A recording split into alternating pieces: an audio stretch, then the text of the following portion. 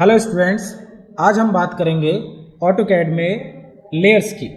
तो लेयर्स क्या होती है, ऑटोकैड में कैसे यूज़ करते हैं और उसके क्या फ़ायदे हैं और क्यों बनाना चाहिए हमें लेयर्स। तो करते हैं शुरू। सबसे पहले यहाँ से मैंने ऑटोकैड में अपना एक लेआउट ओपन किया। इस लेआउट में आप देख सकते हो कि डिफरेंट टाइप्स की लेयर्स हैं।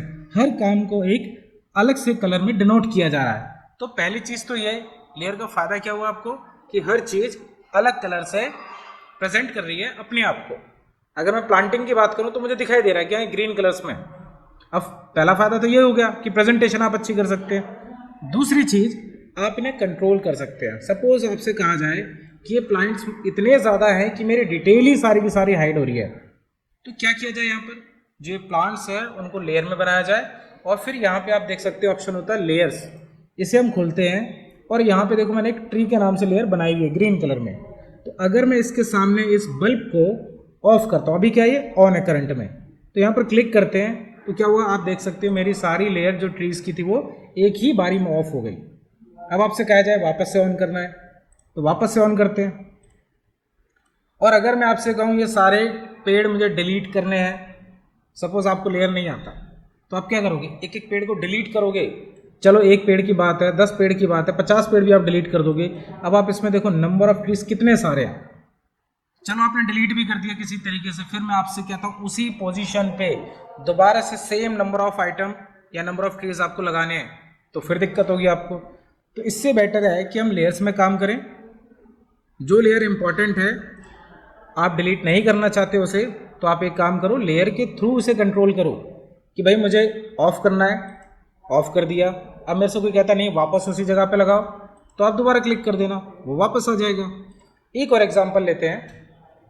यहाँ पे देखो एक पूरी सोसाइटी है जिसके अंदर काफ़ी सारे ट्रीज़ हैं, डिटेलिंग है, टेक्स्ट है। अगर मैं आपसे कहूँ इसमें से भी मुझे सारे ट्रीज़ हटाने, लैंडस्केपिंग मुझे ऑफ करनी है सपोज, तो यहाँ पे क्लिक किया, यहाँ पे देखो प्लांटर की लेयर है, इसे ऑफ किया और ट्री भी हमने ऑफ कर दिया। तो यहाँ पे देखो सारे ट्रीज़ ऑफ हो गए, प्लांट ऑफ हो गए आपके सारे। फिर दोबारा से ऑन करना है, क्योंकि एक एक ट्री को डिलीट करना बहुत बड़ी बात है, बहुत टाइम लग जाता है, इसलिए हम काम करते हैं सारा लेयर्स में।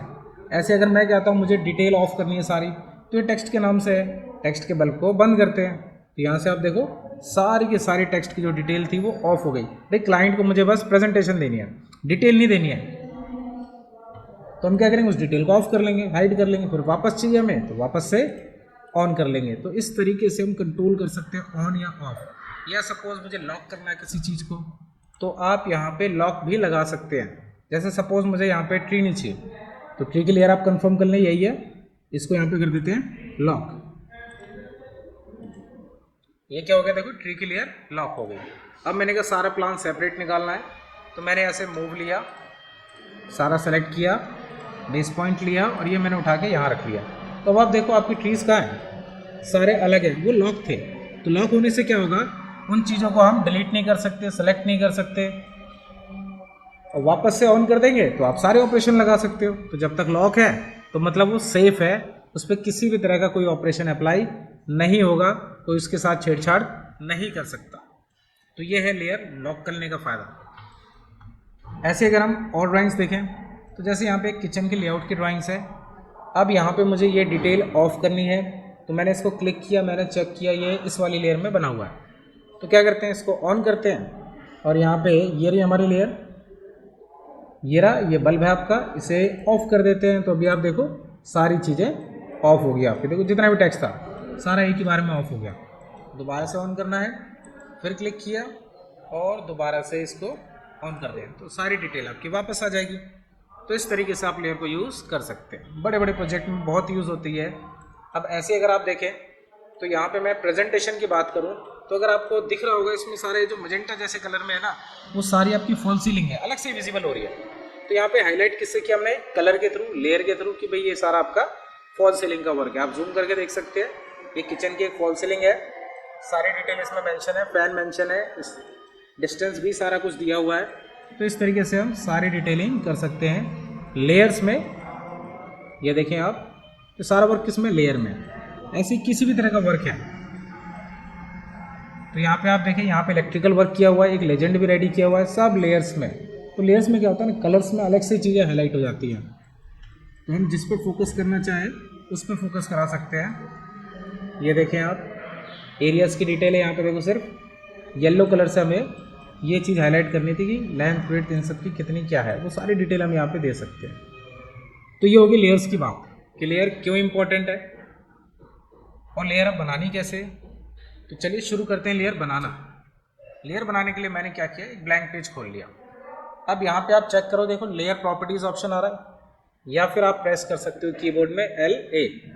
तो कीबोर्ड में प्रेस करते हैं LA एंटर। तो LA एंटर से क्या खुलेगा, देखो लेयर्स। लेयर ओपन होने के बाद ये है आपका लेयर प्रॉपर्टीज मैनेजर। इसको बंद कर दिया इस बार इसको ओपन करते हैं। यहाँ पे भी देखो लेयर्स टूल है, लेयर प्रॉपर्टीज पर क्लिक करेंगे, देखो सेम वही टूल आएगा, लेयर प्रॉपर्टीज मैनेजर। तो आप दोनों जगह से ओपन कर सकते हो। फिर नेक्स्ट क्या करना है, आपको न्यू लेयर बनानी है। तो ये है 0 जो पहले से आती है इसके अंदर। यहाँ पे आप सिंबल देख रहे हो न्यू लेयर, जिसके आगे शॉर्ट की भी लिखा है Alt+N। तो हम इस पर क्लिक करते हैं और न्यू लेयर बनाते हैं। सपोज जैसे वॉल की हमने एक लेयर बना ली, देन एंटर करते हैं एक्सेप्ट के लिए। अगेन एक और नई लेयर चाहिए, तो आप क्या करोगे, यहाँ पे एंटर करेंगे। तो वॉल के बाद सपोज मैंने यहाँ लिया डोर।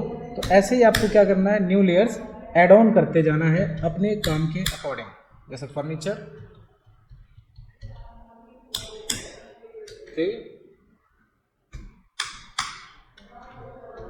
हिडन लाइन,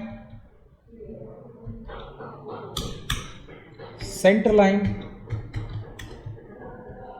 ये दो ऐसी लाइन टाइप्स होती हैं जो आपके ड्राइंग में कंटिन्यूसली यूज होती रहती है, चाहे वो मैकेनिकल के बच्चे हों और चाहे वो आर्किटेक्चरल या सिविल या इंटीरियर के बच्चे हों।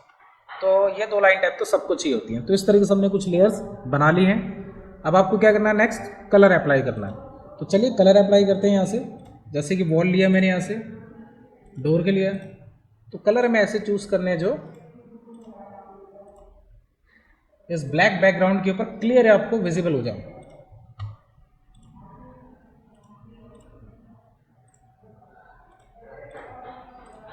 प्लस इसका एक बेनिफिट और है लेयर्स का, सिर्फ प्रेजेंटेशन और लॉक और अनलॉक, इससे भी हटके एक ऑप्शन है आपके पास प्रिंट आउट। तो जब आप प्रिंट आउट करते हैं ना, तो वहाँ भी इसका बहुत बड़ा रोल है। आप जिस लेयर को चाहें प्रिंट में डार्क ले सकते हैं, बट उसके लिए ज़रूरी है कि आपने उस काम को लेयर में किया हो। इसका भी मैं एग्जांपल अभी देता हूँ। तो इस टाइप से हमने कुछ लेयर्स बना ली। तो ये है न्यू लेयर का ऑप्शन, यहाँ से आपको लेयर बनाते जाना है। कलर आपको चेंज करना है, लाइन टाइप आप यहाँ से चेंज करेंगे। क्लिक किया, लोड करते हैं यहाँ पर, हिडन लाइन यहाँ से सेलेक्ट करना है, देन ओके। तो हिडन लाइन के सामने होना चाहिए हिडन, देन सेंटर लाइन के सामने होना चाहिए, लोड करते हैं सेंटर। तो इस तरीके से आपको लोड कर लेनी अपनी लाइन टाइप्स, और इसको मैंने क्लोज कर दिया।